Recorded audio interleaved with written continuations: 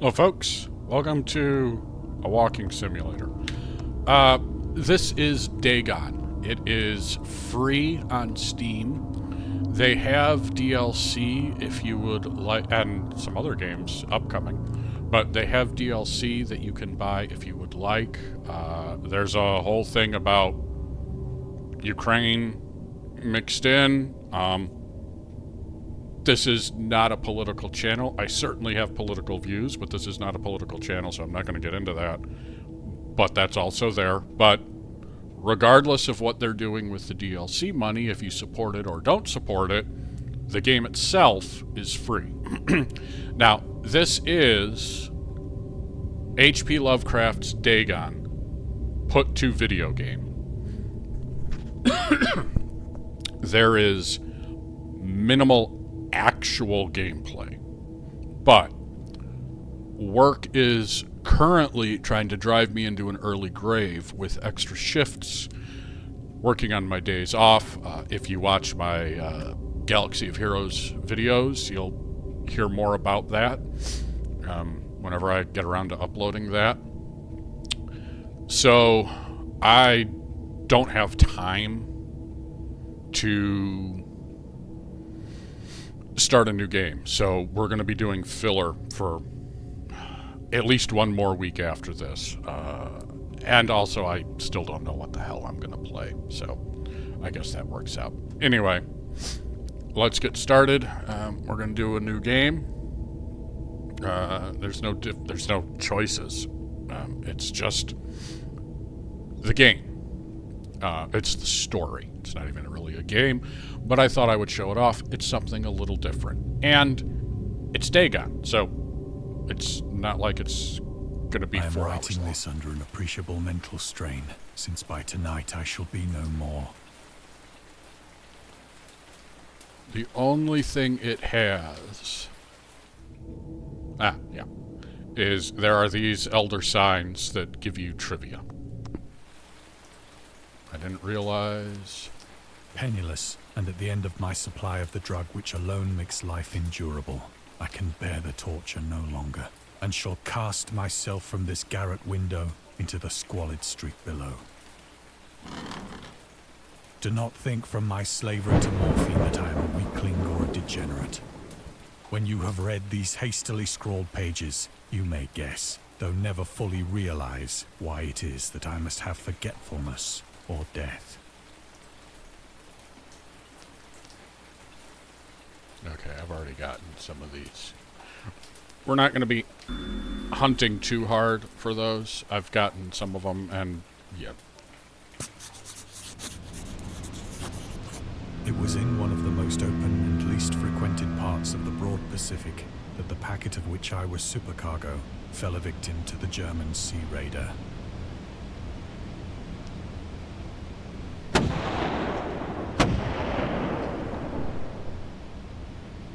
The Great War was then at its very beginning, and the ocean forces of the Hun had not completely sunk to their later degradation, so that our vessel was made a legitimate prize, whilst we of her crew were treated with all the fairness and consideration due us as naval prisoners.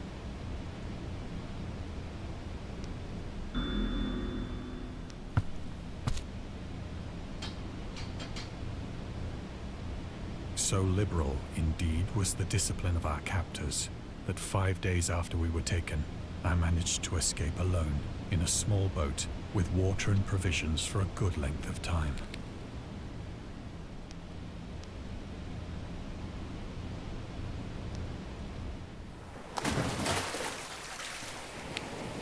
When I finally found myself adrift and free, I had but little idea of my surroundings. Never a competent navigator, I could only guess vaguely by the sun and stars that I was somewhat south of the equator. Of the longitude, I knew nothing, and no island or coastline was in sight. Wish I knew more about astronomy. See if these are actually constellations. The weather kept fair, and for uncounted days I drifted aimlessly beneath the scorching sun, waiting either for some passing ship or to be cast on the shores of some habitable land. Oh, hey, look at that. But neither ship nor land appeared, and I began to despair in my solitude upon the heaving vastness of unbroken blue. The change happened whilst I slept. Its details I shall never know, for my slumber, though troubled and dream-infested, was continuous.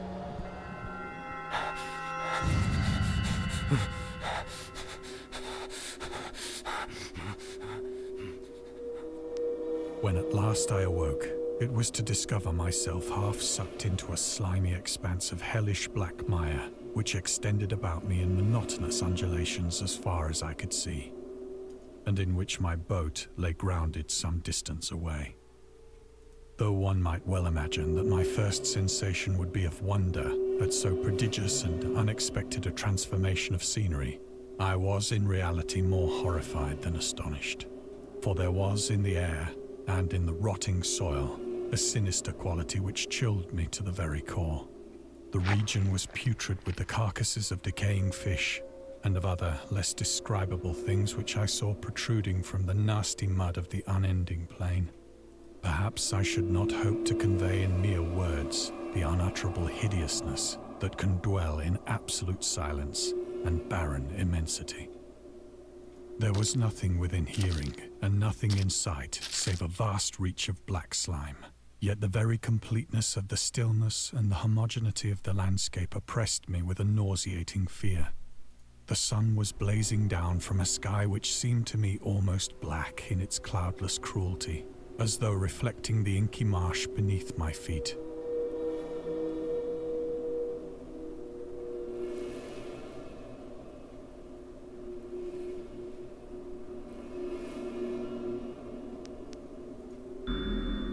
It looks like a trilobite.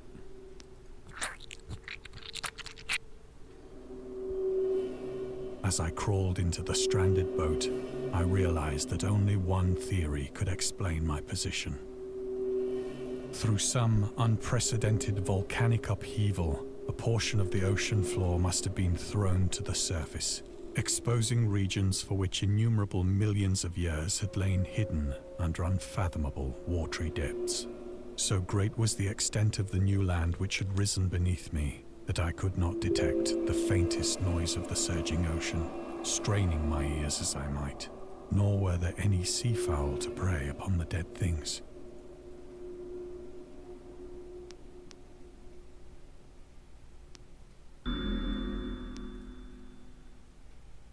For several hours I sat thinking or brooding in the boat, which lay upon its side and afforded a slight shade as the sun moved across the heavens.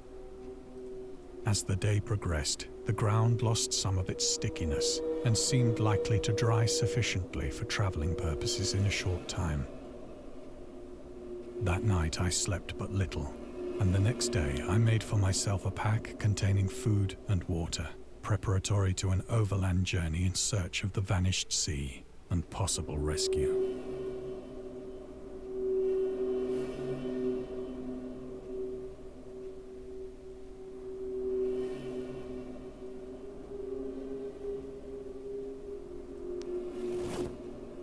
On the third morning, I found the soil dry enough to walk upon with ease.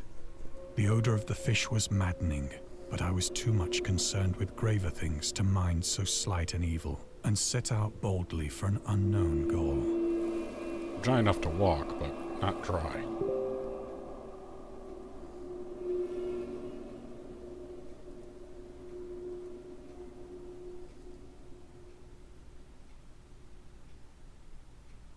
Look at this thing. Wonder what that is.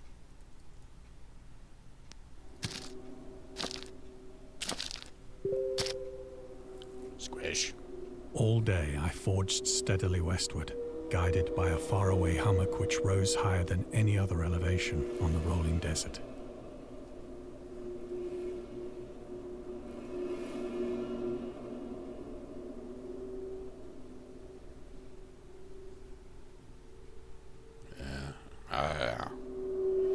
Yes, these mud flats brings memories of South Carolina.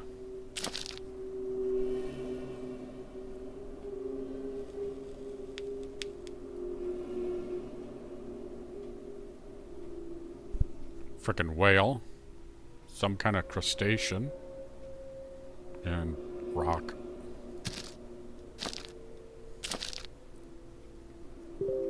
That night, I encamped, and on the following day still traveled toward the hummock. Oops. I accidentally cut off the text. Worms.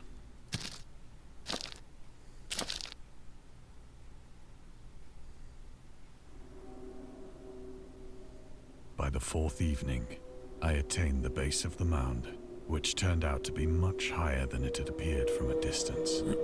An intervening valley setting it out in sharper relief from the general surface. Too weary to ascend, I slept in the shadow of the hill. I know not why my dreams were so wild that night, but ere the waning and fantastically gibbous moon had risen far above the eastern plain, I was awake in a cold perspiration, determined to sleep no more. Such visions as I had experienced were too much for me to endure again, and in the glow of the moon I saw how unwise I had been to travel by day. Without the glare of the parching sun, my journey would have cost me less energy. Indeed, I now felt quite able to perform the ascent which had deterred me at sunset. Picking up my pack, I started for the crest of the eminence.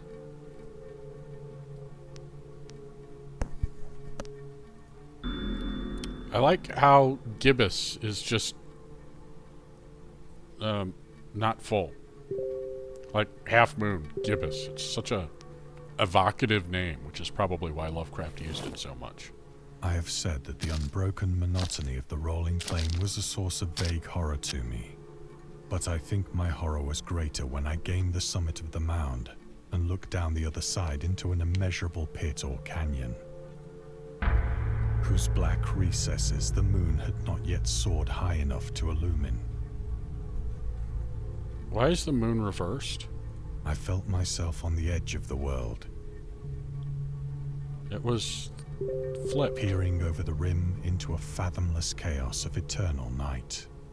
Through my terror ran curious reminiscences of Paradise Lost, and of Satan's hideous climb through the unfashioned realms of darkness. As the moon climbed higher in the sky, I began to see that the slopes of the valley were not quite so perpendicular as I had imagined.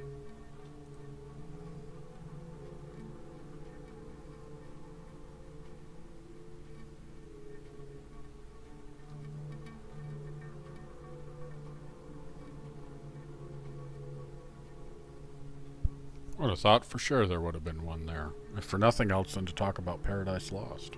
Ledges and outcroppings of rock afforded fairly easy footholds for a descent, whilst after a drop of only a few hundred feet, the declivity became very gradual.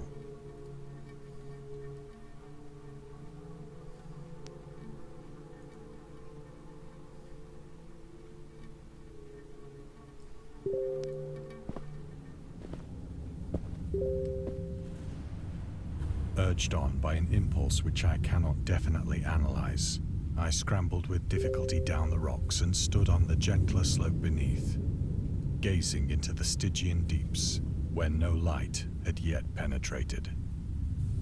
And Telegram's been binging in the background, so I apologize if that's coming through.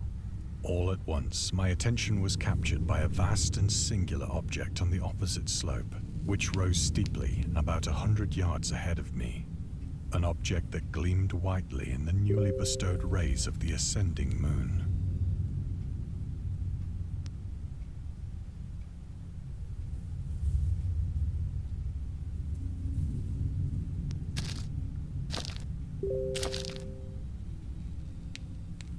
That it was merely a gigantic piece of stone, I soon assured myself. But I was conscious of a distinct impression that its contour and position were not altogether the work of nature. A closer scrutiny filled me with sensations I cannot express.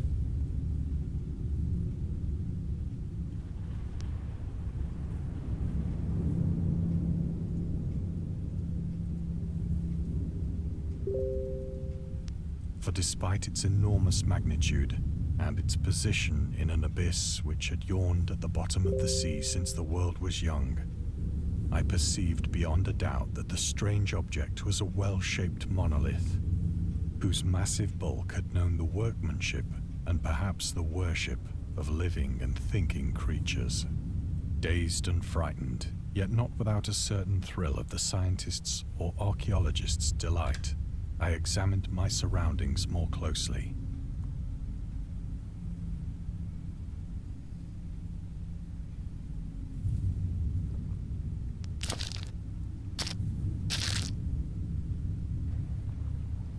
The moon, now near the zenith, shone weirdly and vividly above the towering steeps that hemmed in the chasm, and revealed the fact that a far-flung body of water flowed at the bottom, winding out of sight in both directions, and almost lapping my feet as I stood on the slope.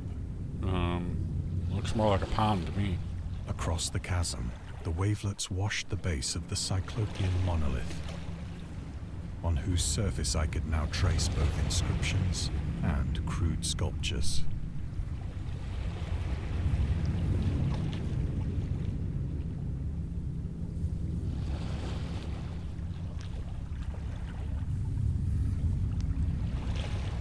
The writing was in a system of hieroglyphics unknown to me and unlike anything I'd ever seen in books, consisting for the most part of conventionalized aquatic symbols such as fishes, eels, octopi, crustaceans, mollusks, whales, and the like.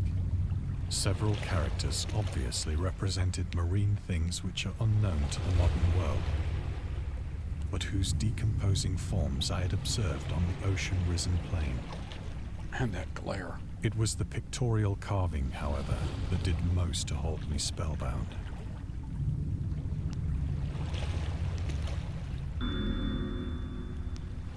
Plainly visible across the intervening water, on account of their enormous size, were an array of bas-reliefs whose subjects would have excited the envy of a Doré. I think that these things were supposed to depict men, at least a certain sort of men, though the creatures were shown disporting like fishes in the waters of some marine grotto, or paying homage at some monolithic shrine which appeared to be under the waves as well. Of their faces and forms I dare not speak in detail, for the mere remembrance makes me grow faint. So now he will describe them in detail. Grotesque beyond the imagination of a Poe or a Bulwer. They were damnably human in general outline, despite webbed hands and feet, shockingly wide and flabby lips, glassy, bulging eyes, and other features less pleasant to recall. Curiously enough, they seem to have been chiseled badly out of proportion with their scenic background, for one of the creatures was shown in the act of killing a whale, represented as but little larger than himself. I remarked, as I say, their grotesqueness and strange size, but in a moment decided that they were merely the imaginary gods of some primitive fishing or seafaring tribe. Some tribe whose last descendant had perished eras before the first ancestor of the Piltdown or Neanderthal man was born. Piltdown.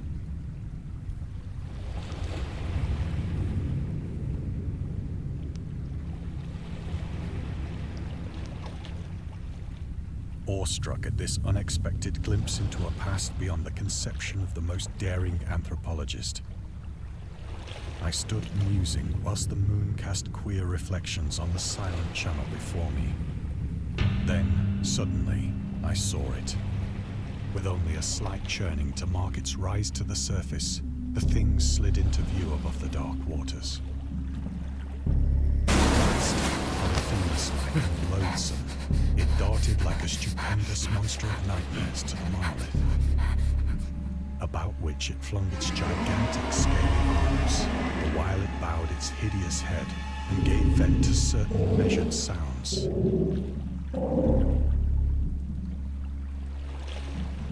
I think I went mad then. Of my frantic ascent of the slope and cliff, and of my delirious journey back to the stranded boat, I remember little.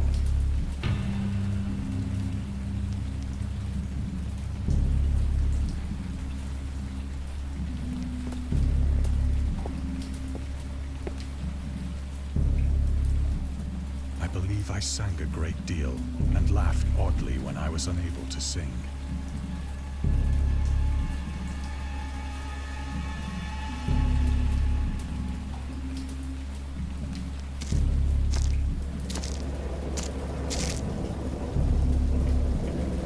I have indistinct recollections of a great storm sometime after I reached the boat.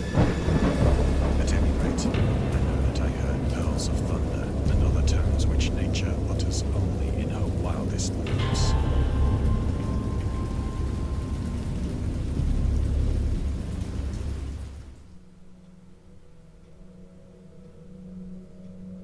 When I came out of the shadows, I was in a San Francisco hospital, brought thither by the captain of the American ship which had picked up my boat in mid-ocean. In my delirium, I had said much, but found that my words had been given scant attention.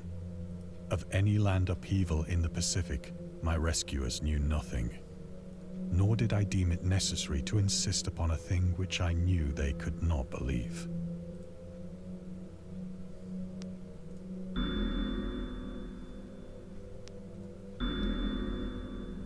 Twofer.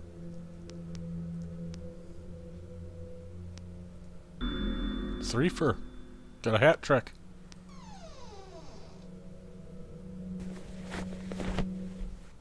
Once I sought out a celebrated ethnologist and amused him with peculiar questions regarding the ancient Philistine legend of Dagon, the fish.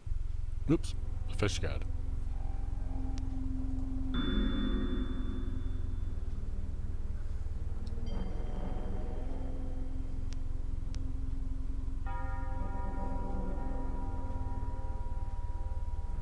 Is that a bust of Pallas?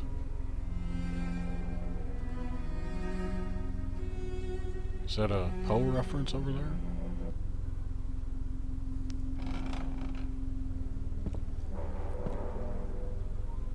But soon perceiving that he was hopelessly conventional, I did not press my inquiries.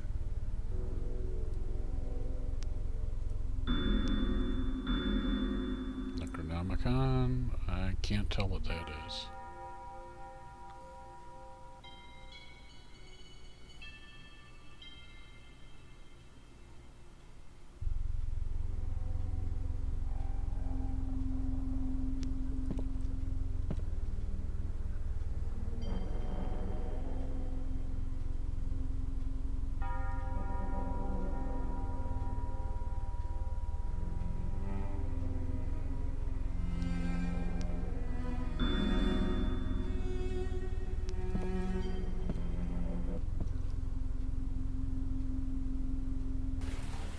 It is at night, especially when the moon is gibbous and waning, that I see the thing. I tried morphine, but the drug has given only transient surcease and has drawn me into its clutches as a hopeless slave. So now I am to end it all, having written a full account for the information or the contemptuous amusement of my fellow men.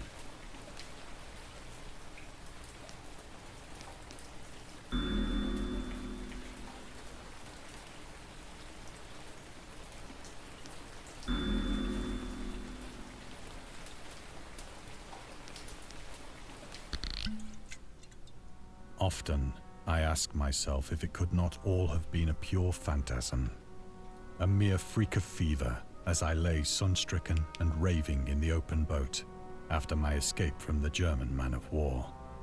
This I ask myself, but ever does there come before me a hideously vivid vision in reply.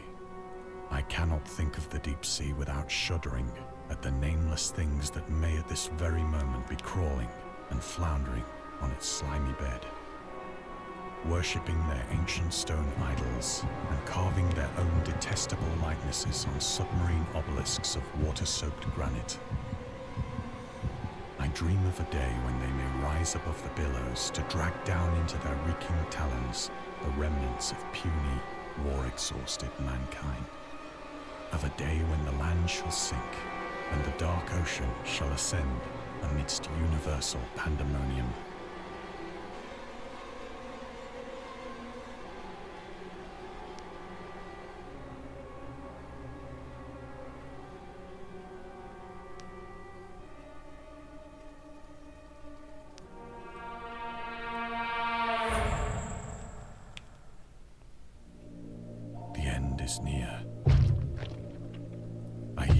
noise at the door, as of some immense slippery body lumbering against it.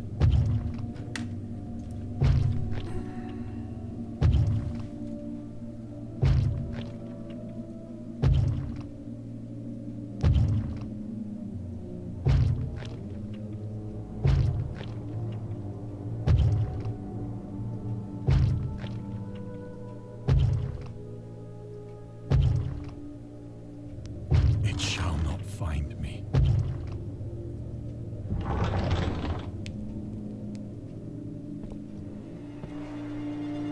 God, that hand!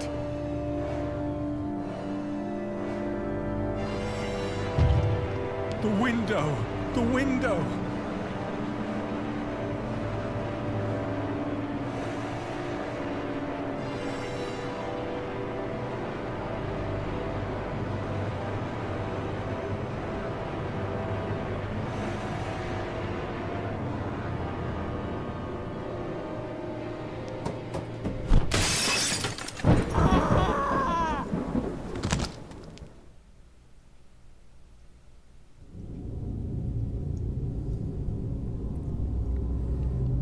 There you go. Dagon. Like I said, it's just the short story. But I gotta give the guy credit. I mean, he pronounced a couple words weird. Oh, bloody hell. I missed 3. So we got morphine.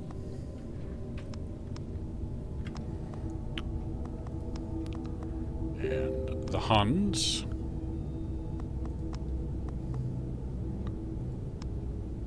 Turn to short stories. That's about Lovecraft. Origins of Dagon. He did not like fish. He didn't like a lot of things. Volcanic islands, like Hawaii. Floating pumice.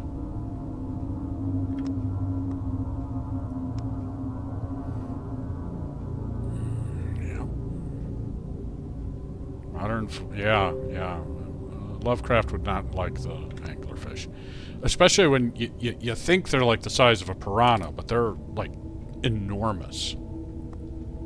Okay, the loner. Yep.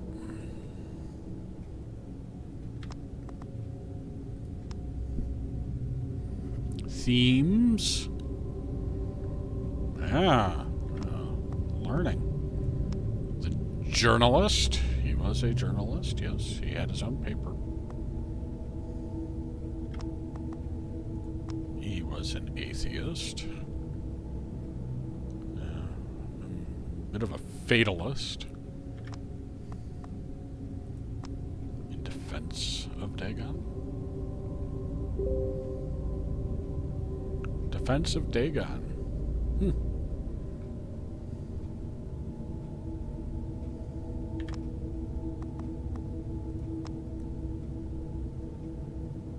Dagon the god.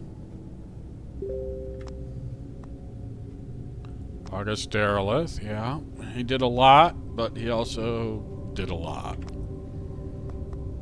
And in fact, the elder sign that everybody knows, that was either Derelith or Chaosium that came up with that.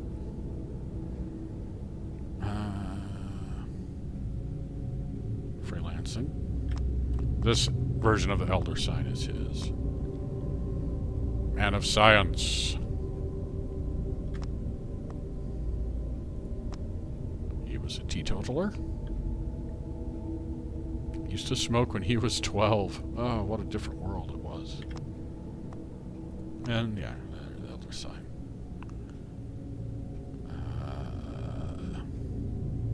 Yeah, Derelith created the eye.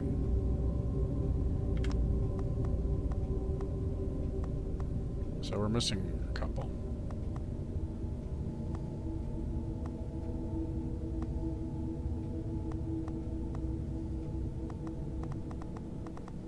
And then these are other DLC. So there you go. Dagon. I guess that'll do it. Again, work is just beating the crud out of me, so we're going to be doing filler for this week and next week. I don't even know what the other filler is going to be. I really don't know what the next game is going to be. I might do... I've got a couple point-and-click Lovecraft ones. Shadow over Innsmouth, and I don't remember what the other point-and-click is. I might just do those.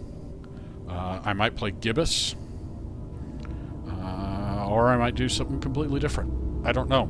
And I might just break down and do another run-through of Wasteland, just because it's been a while. But either way, that'll do it for this week. Sorry if it's not what you're wanting, but it's what I've got time to do right now. So until next time, folks, have a good one.